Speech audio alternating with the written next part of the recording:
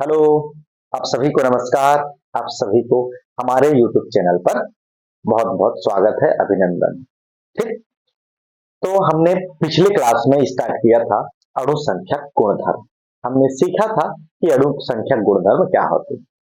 ऐसे गुण जो अणुओं की संख्या पर निर्भर करता है, उन गुणों को हम अणु संख्यक गुणधर्म कहते हैं। तो हमने देखा था कि अणु संख्यक गुणधर्म कौन-कौन है। वाष्प दाब में अवनमन, क्वथनांक में उन्नयन, हिमांक में अवनमन और परासरण दाब। इस तरीके के कुछ क्रियाएं हैं जो अणुसंख्यक गुणधर्म है। तो हमने पिछली क्लास में वाष्प दाब में अवनमन को हमने देखा था। तो आज हम देखेंगे क्वथनांक में उन्नयन और इनके सिद्धांतों को समझने की कोशिश करेंगे कि किस तरीके से किसी विलयन के क्वथनांक में उन्नयन होता है। ओके, यानी कि क्वथनांक का किसी विलयन का क्वथनांक कैसे बढ़ता है। वास्तविक क्वथनांक से जब उसका क्वथनांक ज्यादा हो जाता है तो उसे क्वथनांक में उन्नयन कहते हैं। ठीक है, तो हमेशा की तरह कॉपी पेन तैयार रखिए और आवश्यक जो पॉइंट है उनको आप नोट करते जाइए। ओके, तो चलिए ज्यादा लेट ना करते हुए जल्दी से इस वीडियो को शुरू करते हैं और हमारे टॉपिक की ओर आते हैं। चलें, तो हमारा टॉपिक है आज क्वथनांक में उन्नयन, जो कि अणु संख्या गुणधर्म के अंतर्गत आता है। क्या चल रहा है भाई? अणु संख्या गुणधर्म। अणु संख्यक गुणधर्म।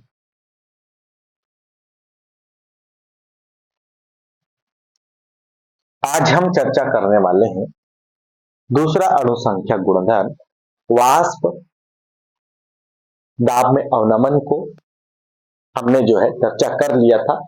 आज जो है दूसरा है वह है क्वथनांक में उन्नयन। क्वथनांक में उन्नयन।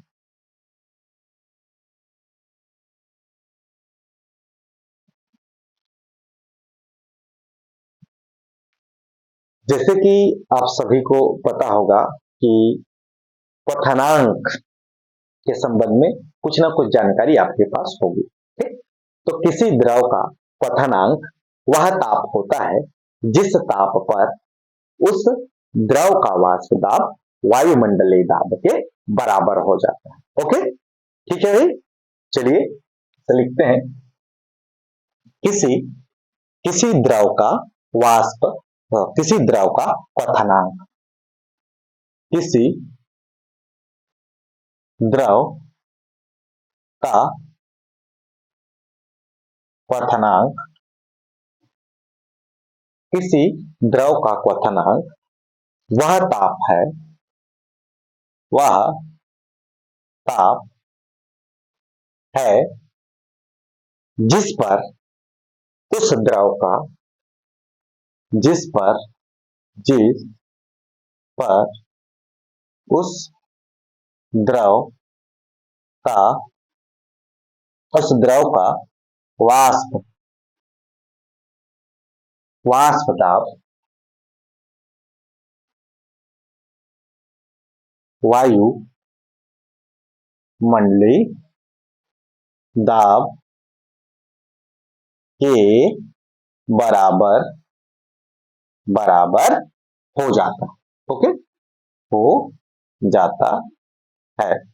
समझ में आ रहा है कि किसी द्रव का क्वथनांक वह ताप है जिस ताप पर उस द्रव का वाष्प दाब वायुमंडलीय दाब के बराबर हो जाता है।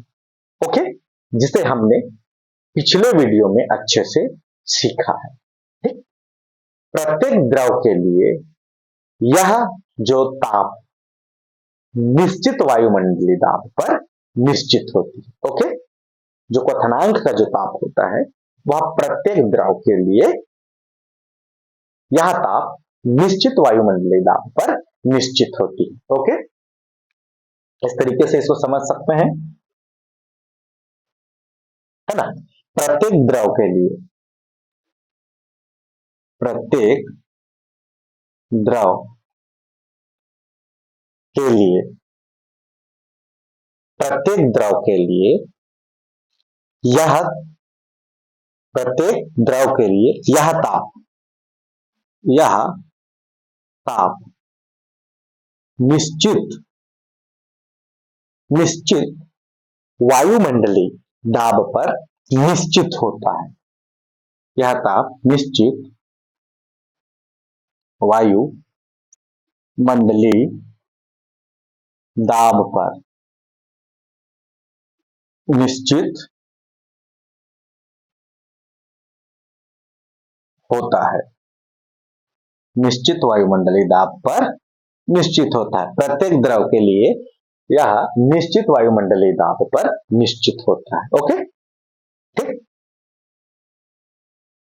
हम जानते हैं कि जब किसी अवाष्पशील पदार्थ को किसी द्रव में घोलते हैं, ओके, अवाष्पशील पदार्थ है जिसे हमने क्या किया, किसी द्रव में घोला, तो द्रव का वाष्प दाब कम हो जाता है। ओके, अतः विलयन का वाष्प दाब वायुमंडलीय दाब के बराबर लाने में अधिक ताप की आवश्यकता होती है। तो हम यह कह सकते हैं, इससे यह सिद्ध होता है कि विलयन का जो क्वथनांक होता है वह शुद्ध विलायक के क्वथनांक से अधिक होता है। ओके, समझ में आ रहा है? चलिए मैं एक एक पॉइंट को लिख दे रहा हूं जिससे आपको समझने में आसानी होगा। ठीक,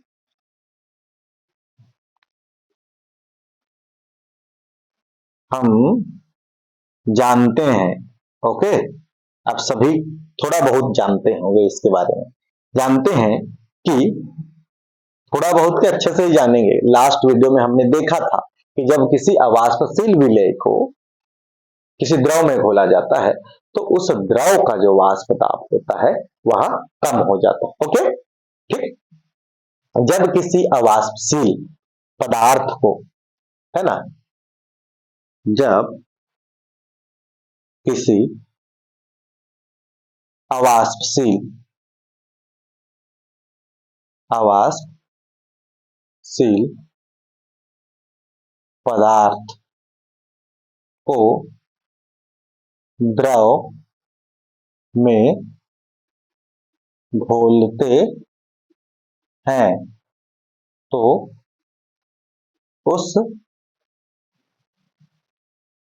द्रव, है ना, जैसे हमने क्या किया, वाष्पशील पदार्थ को द्रव में घोला तो उस द्रव का वाष्प दाब, वाष्प दाब कम हो जाता है, वाष्प दाब कम हो जाता है। ठीक है, जैसे ही हम अवाष्पशील पदार्थ को द्रव में घोलते हैं तो जो द्रव का वाष्प दाब हो जाता है वो कम हो जाता है। ठीक, ओके, जिसके कारण विलयन का, अच्छा, कम वाष्प दाब वाले विलयन के वाष्प दाब को वायुमंडलीय दाब के बराबर लाने के लिए अधिक ताप की आवश्यकता होती है। कम वाष्प दाब, वाष्प दाब वाले विलयन, विलयन के वाष्प दाब को, वाष्प दाब को वायुमंडलीय, वायुमंडलीय दाब तक लाने में अधिक ताप की आवश्यकता होती है, अधिक ताप की आवश्यकता होती है। अगर आप डायरेक्ट इसी वीडियो को देख रहे होंगे तो हो सकता है इस जगह पे आपको समझना है, तो इसको समझने के लिए इससे पहले की जो वीडियो है उसको देखना आपको जरूरी है। ठीक है, क्योंकि ये चीज अगर समझ नहीं आ रहा होगा तो इससे पहले वाले वीडियो में हमने इसको अच्छे से देखा है, तो उस वीडियो को जाकर आप देख सकते हैं। ठीक है, ओके, ठीक, तो यहां तक हो गया। जब किसी अवाष्पशील पदार्थ को द्रव में घोलते हैं तो उस द्रव का वाष्प दाब कम हो जाता है। तो कम वाष्प दाब वाले विलयन के वाष्प दाब को वायुमंडलीय दाब तक लाने में अधिक ताप की आवश्यकता होती है। ठीक, अर्थात विलयन का क्वथनांक शुद्ध विलायक के क्वथनांक से अधिक हो जाता है। ठीक, अर्थात विलयन का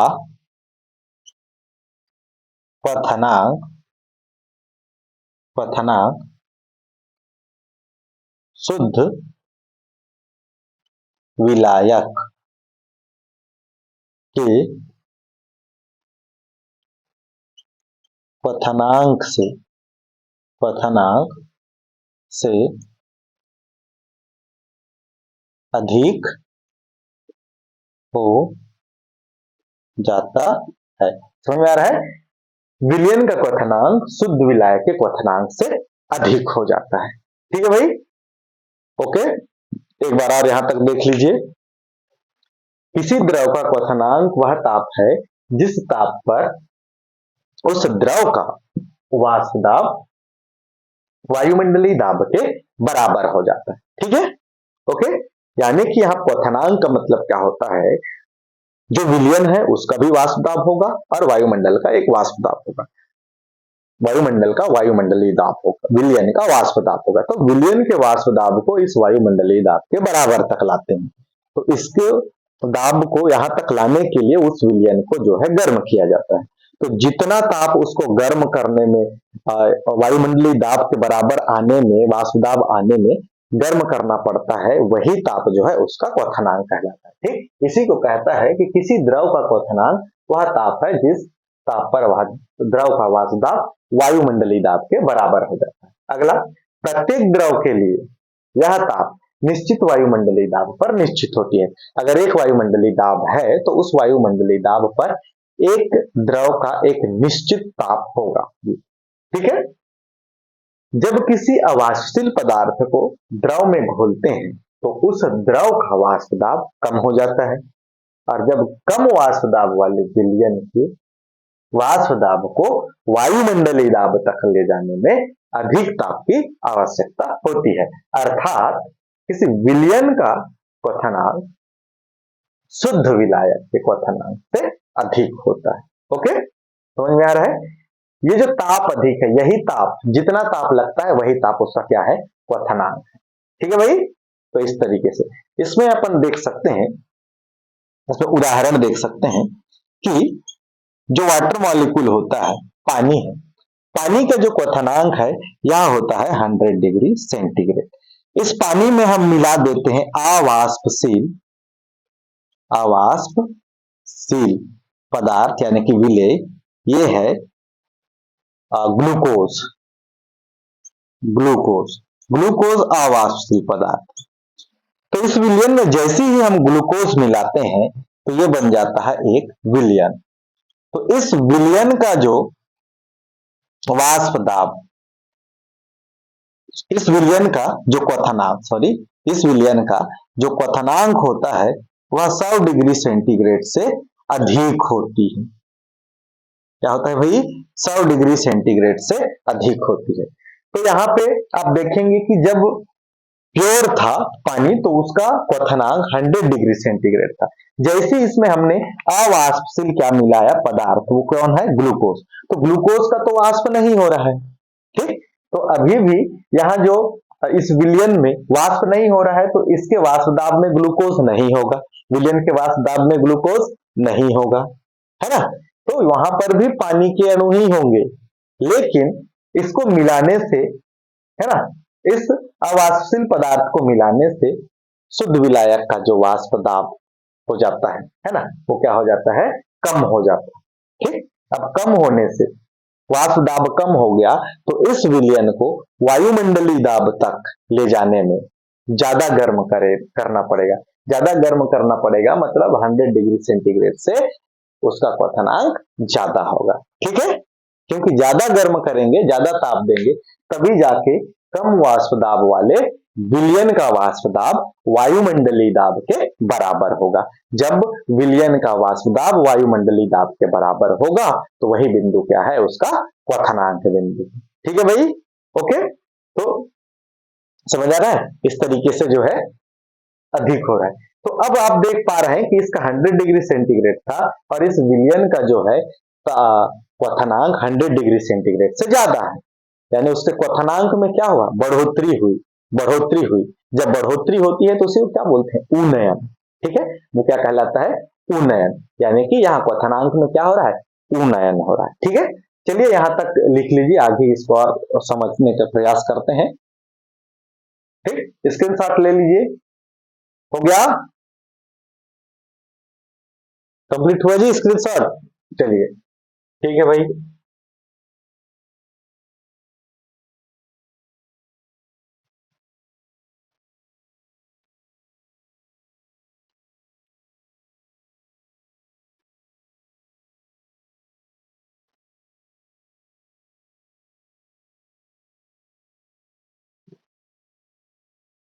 इसी उदाहरण को जल और सुक्रोज सॉरी ग्लूकोज के उदाहरण को हम एक ग्राफ के माध्यम से समझने की कोशिश करते हैं।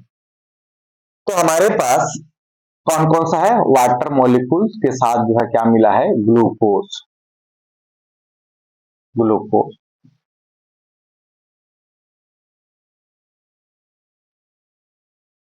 मान के चलो ये जो है वायुमंडलीय दाब,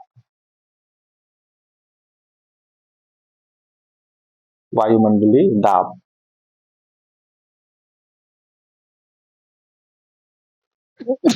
सॉरी, ये क्या है, वायुमंडलीय दाब, ये वायुमंडलीय दाब।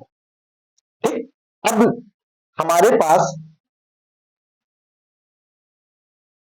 विलायक है यहाँ पे जल, है ना, ये उसका वाष्प दाब है। देखो यहां से अपन ऊपर जाएंगे तो वाष्प दाब बढ़ता है, वाष्प दाब बढ़ता है।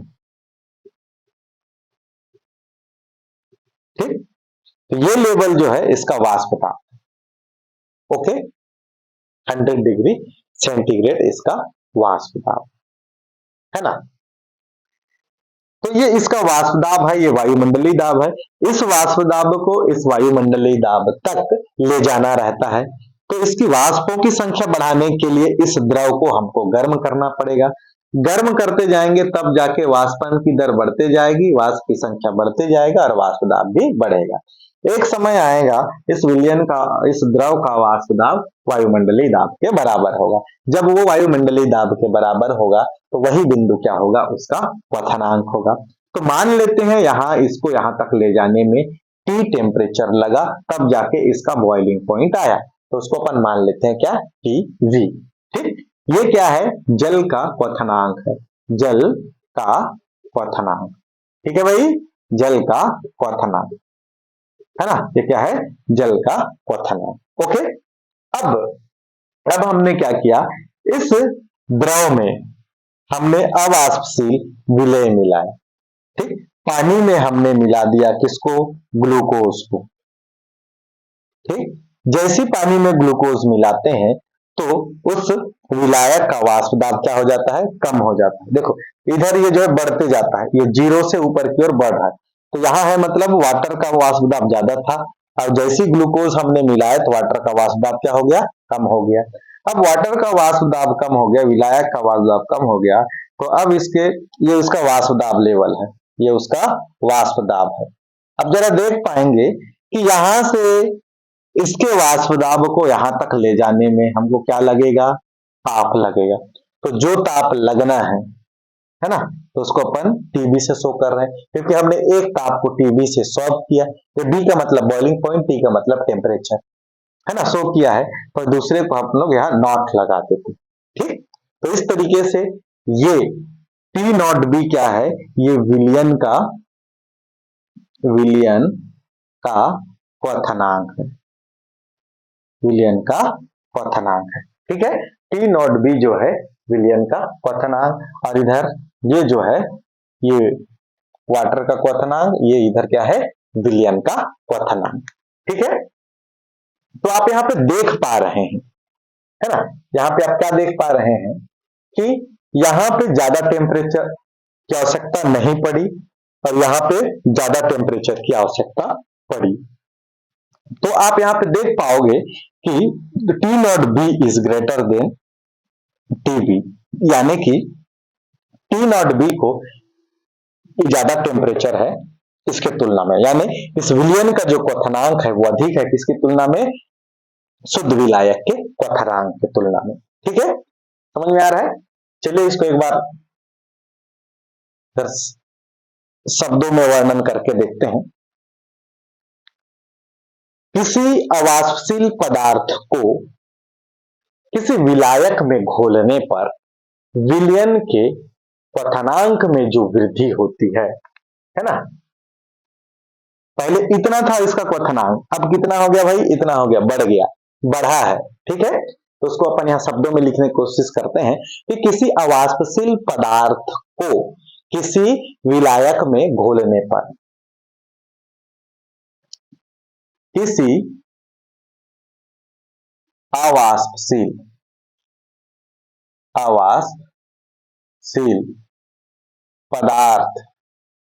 पदार्थ को किसी अवाष्पशील पदार्थ को विलायक में घोलने पर है ना, किसी अवाष्पशील पदार्थ को विलायक में घोलने पर विलयन के क्वथनांक में जो वृद्धि होती है, विलयन के क्वथनांक में जो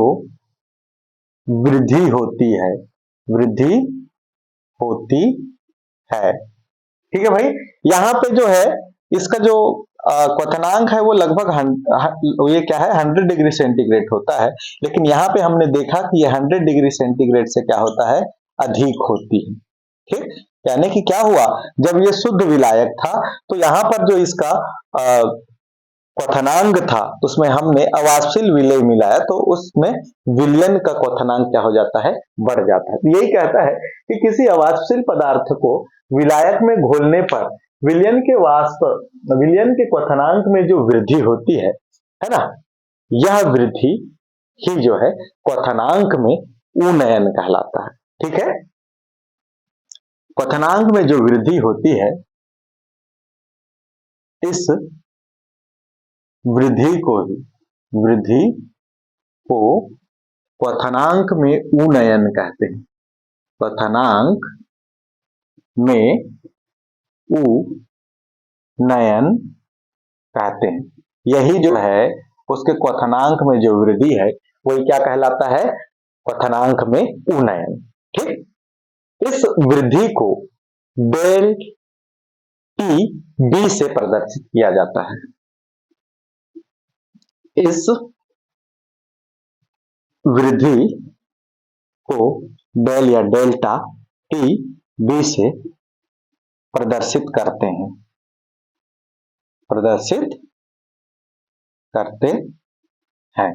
ओके, ठीक है, चलो इसको करके देखते हैं। हमने देखा अपने पास क्या था, अपने पास था एक क्वथनांक टीवी और दूसरा क्वथनांक है टी नॉट बी।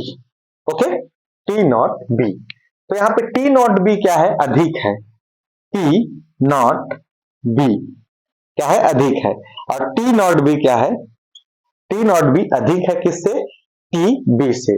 तो टी नॉट बी में टी बी को माइनस करेंगे, अंतर निकालेंगे तो क्या हो जाएगा, डेल्टा टी बी। ओके, दोनों में अंतर होगा। ठीक, डेल्टा टी बी, समझ में आ रहा है, डेल्टा टी बी। और यहां पे कौन है, आपको ये भी ध्यान रखना है कि delta sorry T naught B जो है ग्रेटर देन है टीबी के।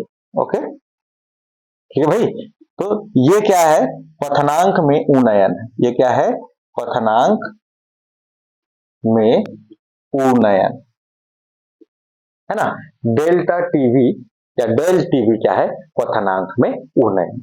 ठीक है, ओके, ठीक है। चलिए इधर आगे अपन नेक्स्ट और इसमें करते हैं, यहां तक का आप ले लीजिए, यहीं से आगे अपन लेंगे, जगह कम पड़ जा रहा है। ठीक, ओके, ठीक है, यहां तक क्लियर है ना। टी नॉट बी और टी बी क्लियर है। ये टी नॉट बी जो है विलयन का क्वथनांक है जब हमने अवाष्पशील विलय मिलाया, और ये टीबी जो है ये शुद्ध विलायक का क्वथनांक है। ओके, शुद्ध विलायक का क्वथनांक जो होता है वह कम होता है, लेकिन उस विलयन अवाष्पशील विलय मिलाने से उस विलयन का क्वथनांक ज्यादा हो जाता है। ठीक, इसी बात से अपन आगे स्टार्ट करेंगे।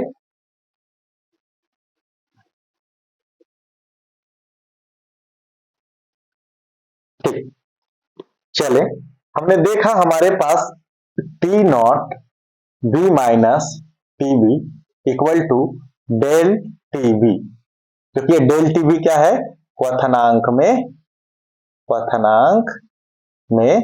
उन्नयन, उन्नयन।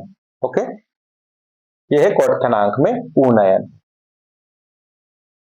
ठीक, इन दोनों में से कौन बड़ा है, T naught B is greater than T B.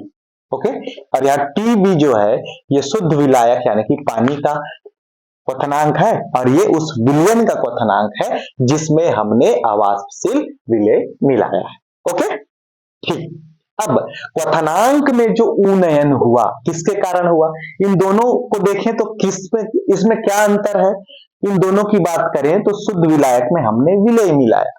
ठीक, शुद्ध विलायक में हमने क्या मिलाया, विलय, कौन सा, अवाष्पशील विलय, तो उसी की मात्रा से निर्भर करता है। तो अपन ये कह सकते हैं कि क्वथनांक में उन्नयन विलय की मात्रा के समानुपाती होती है ना।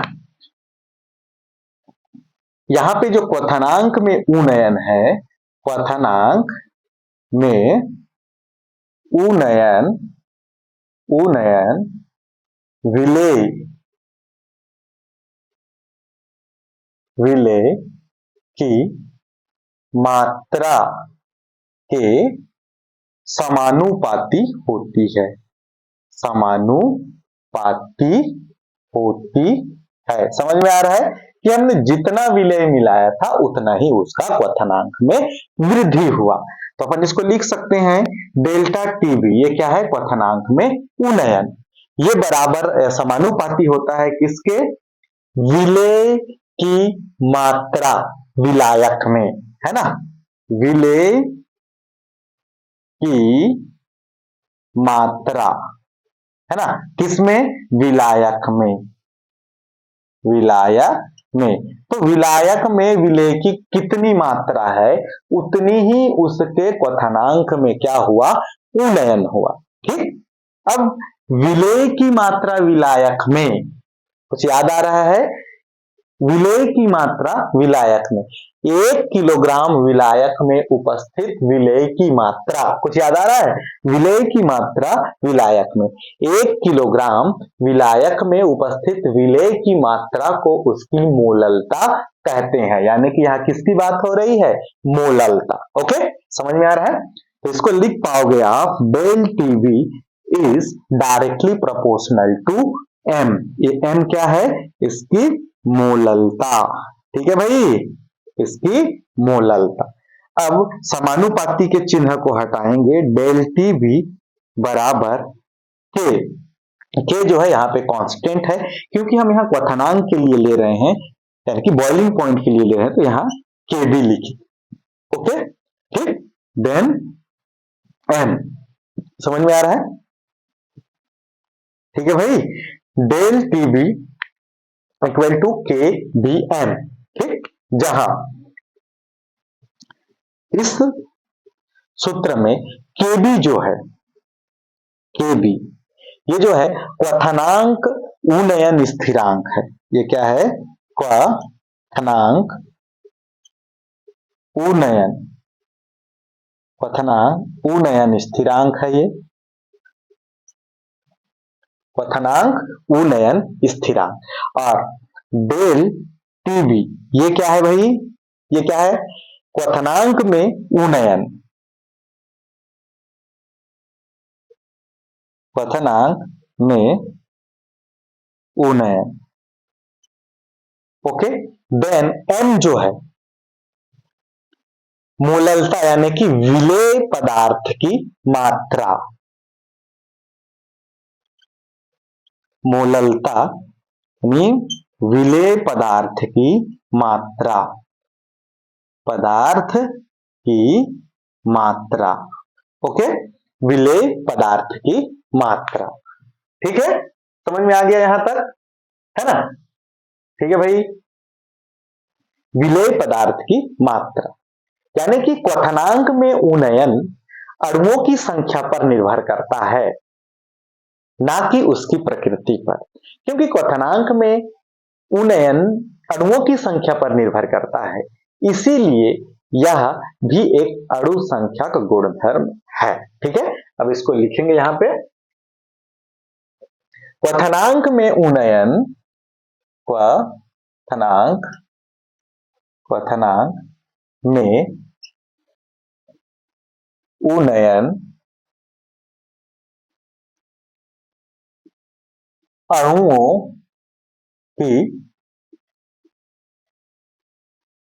संख्या पर निर्भर करता है।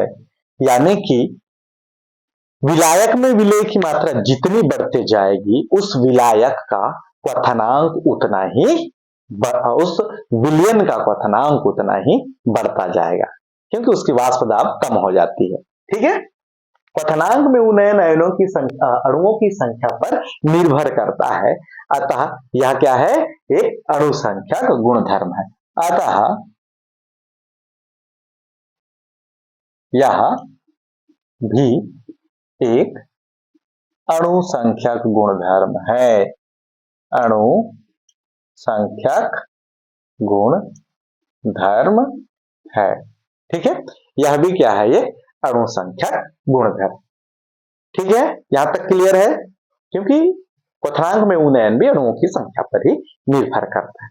जितने विलेय अवाष्प से विलेय के अणु घुलते हैं, विलयन का वाष्प दाब उतना ही कम होता है, और वाष्प दाब जितना कम होता है, उसका ताप यानी कि क्वथनांक उतना ही ज्यादा होता है। क्योंकि कम वाष्प दाब को वायुमंडलीय वाष्प दाब तक ले जाने के लिए अधिक ताप की आवश्यकता होती है, और जो ताप होता है जिससे वायुमंडलीय दाब और उस विलयन का वाष्प दाब दोनों बराबर हो, उसी ताप को हम उस विलयन का क्वथनांक कहते हैं। ठीक, ओके, ठीक है भाई, ठीक। चलिए इसको अब ग्राफ के माध्यम से समझने की कोशिश करते हैं। उम्मीद करते हैं कि ये चीज समझ में आई होगी। अगर नहीं आई होगी तो एक बार ग्राफ से कोशिश करते हैं, है ना? ग्राफ के माध्यम से इसे समझने की कोशिश करते हैं। चलिए बनाते हैं ग्राफ। ये है y अक्ष। y अक्ष जो है, इसमें हमको लेना है वायुमंडलीय दाब। ओके, या फिर ले ले अपन दाब ही ले लेते हैं। इसमें क्या है, दाब है ना? तो उसमें वायुमंडलीय दाब भी होगा और वाष्प दाब भी। तो मान लेते हैं इस दाब में ये पास है जिसमें वायुमंडलीय दाब की स्थिति है, वायुमंडलीय दाब। या नीचे से ऊपर जाएंगे तो जो भी दाब है वो बढ़ता जाएगा। तो मान लेते हैं ये स्तर जो है, ये वायुमंडलीय दाब का स्तर है, ये लेवल है वायुमंडलीय दाब का। ओके, तो हमारे पास जो शुद्ध विलायक है, शुद्ध विलायक का वाष्प दाब विलयन के वाष्प दाब से अधिक होता है। तो मान लेते हैं ये पास हमारा शुद्ध विलायक का वाष्प दाब है, शुद्ध विलायक का वाष्प दाब ये पास है। ठीक, ये जो है क्या है, शुद्ध विलायक का वाष्प दाब है। अब होगा क्या, शुद्ध विलायक का वाष्प दाब, अभी विलायक शुद्ध है, इसमें जैसे, अच्छा इधर जो है ताप होगा, इधर हम क्या लिखेंगे, तापमान। एक्स अक्ष में जो है तापमान रहेगा। हमने क्या किया कि ये जो शुद्ध विलायक है, इस विलायक में अब धीरे धीरे अवाष्पशील पदार्थ मिलाते हैं। तो अवाष्पशील पदार्थ मिलाने से, है ना, एक दूसरा विलयन मिलाने पर एक विलयन बनेगा जिसका वाष्प दाब इससे भी क्या होगा, कम होगा। इससे कम होगा तो उसके नीचे ही आएगा। हो सकता है यहां पर भी आए, यहां पर भी आए, लेकिन उसके नीचे ही आएगा। ओके, ठीक। अब मान के चलो ये जो शुद्ध विलायक का वाष्प दाब है ना, इसको हमको ले जाना है कहां, वायुमंडलीय दाब तक। तो क्या करेंगे, उसको हम टेम्परेचर देंगे। तो टेम्परेचर देंगे तो ऐसे जो है वो वायुमंडलीय दाब के पास जाएगा और धीरे धीरे उसके बराबर होगा। तो ये किसका है, शुद्ध विलायक का वाष्प दाब।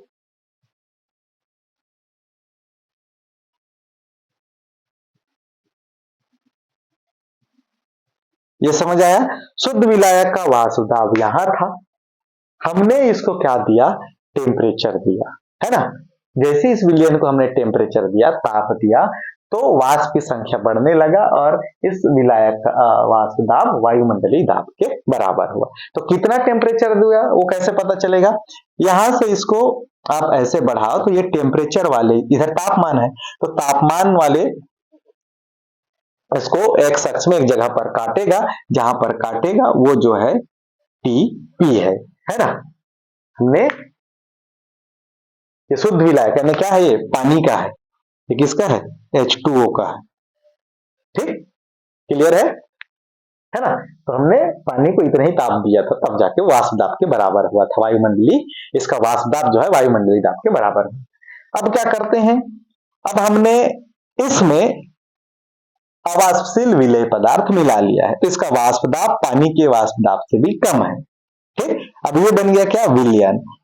तो इस विलयन का वाष्प दाब विलायक के वाष्प दाब से भी कम है। अब क्या करेंगे, इसको वैसे ले जाने के लिए, वायुमंडलीय दाब तक ले जाने के लिए हमको क्या करना पड़ेगा, टेम्परेचर जो है देते जाना पड़ेगा, ताप देना पड़ेगा। तो ये क्या है, विलयन का वाष्प दाब। विलयन, यहीं पे लिख देता हूं, का वाष्प दाब, विलयन का वाष्प दाब। तो एक समय ये क्या हो जाएगा, वायुमंडलीय दाब के बराबर होगा। जिस समय ये वायुमंडलीय दाब के बराबर होगा इस विलयन का दाब, वाष्प दाब, तो इसको आप ऐसे बढ़ा कर ले जाएं तो ये टेम्परेचर वाले ग्राफ को जिस जगह पर काटेगा वो इसका जो है बॉइलिंग पॉइंट यानी कि क्वथनांक होगा। ठीक, तो आप देख पा रहे हैं सीधा सीधा कि जब विलायक शुद्ध था तो उसका ताप यहां था, जैसे ही हमने अवाष्पशील विलेय मिलाया तब उसका ताप यहां तक चला गया, है ना। तो ये उसका क्वथनांक बिंदु है शुद्ध विलायक का, और ये विलयन का क्वथनांक बिंदु। तो आप देख पा रहे हैं कि कितने का अंतर हो गया यहाँ पे, डेल टी बी, है ना।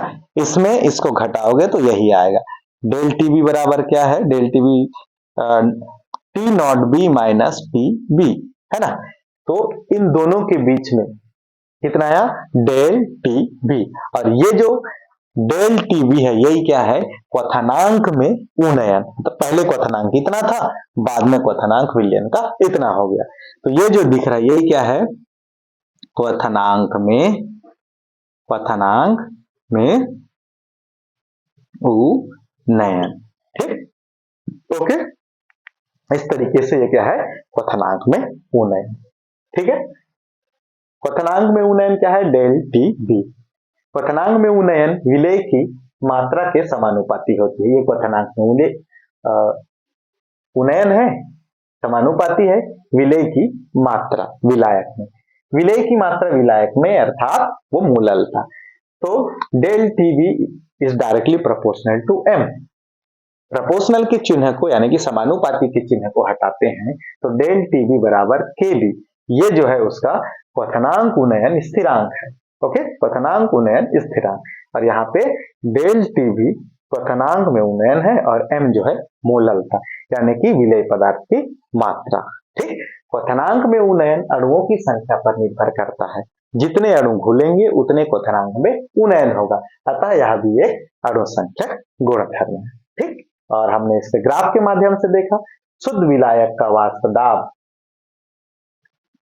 को जब हम ले जाते हैं उनके वायुमंडलीय दाब तक, तो जो शुद्ध विलायक का क्वथनांक होता है ये क्या है? ये शुद्ध विलायक का क्वथनांक, शुद्ध विलायक का क्वथनांक, और ये है विलयन का क्वथनांक, विलयन का क्वथनांक। तो इस तरीके से अवाष्शील विलय मिलाने पर इस शुद्ध विलायक के क्वथनांक में इतने ताप की वृद्धि होती है। ठीक, ये विलयन का क्वथनांक और ये शुद्ध विलायक का क्वथनांक, आप अंतर देख सकते हैं। ये जो अंतर है डेल टीवी, यही क्वथनांक में उन्नयन है। ओके, तो आशा करते हैं कि आप क्वथनांक में उन्नयन को अच्छे से समझ लिए होंगे। अगर समझ नहीं आया तो इस वीडियो को दोबारा देखिए। ओके, और ऐसे ही अगर वीडियो आप चाहते हैं कि लगातार आप तक पहुंचे, क्योंकि हम डेली इस पे वीडियो बना रहे हैं, तो हमारे चैनल को लाइक करें, सब्सक्राइब करें और बेल आइकन को जरूर प्रेस करें। इससे क्या है, जब जब वीडियो अपलोड होगा आपको जो है उसकी सूचना मिल जाएगी। ठीक, तो चलिए स्क्रीनशॉट ले लीजिए और स्क्रीनशॉट लेके नोट कर लीजिए। तब तक अगले वीडियो में हम फिर मिलेंगे। सभी को नमस्कार, जय हिंद। स्क्रीनशॉट लेना मत भूलना।